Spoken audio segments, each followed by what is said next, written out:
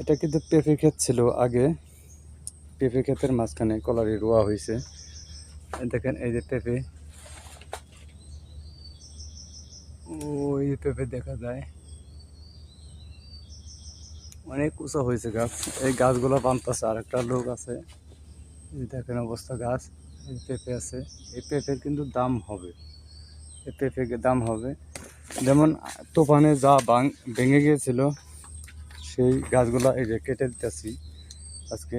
এই যে এই গাছগুলো কাটতেছি, কাটতে এই যে খোঁড়া দেওয়া হয়েছিল, বাঁশের খোঁড়া, এগুলা বের করে নিতেছি। আবার ওই পাশে নতুন পেঁপে চারা রোয়া হয়েছে ৬,০০০, সেই জায়গায় দিতেছি নিয়ে।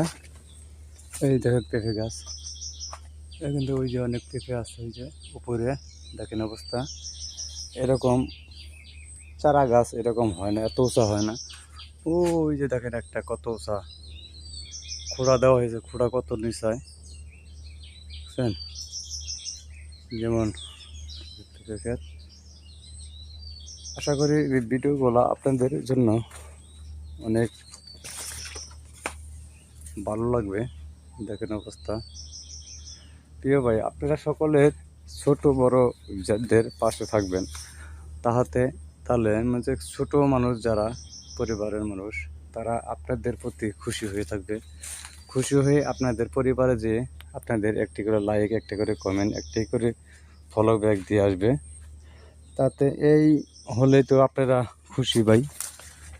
আসসালামু আলাইকুম রহমতুল্লাহি বারাকাতুহু।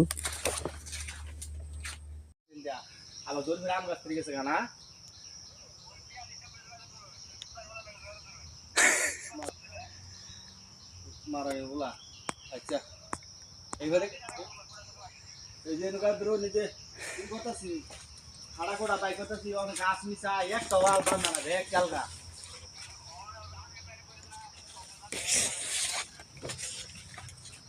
এর কোনটা বানছে তুমি একটা বানাছ নেই গাছটা আমরা আও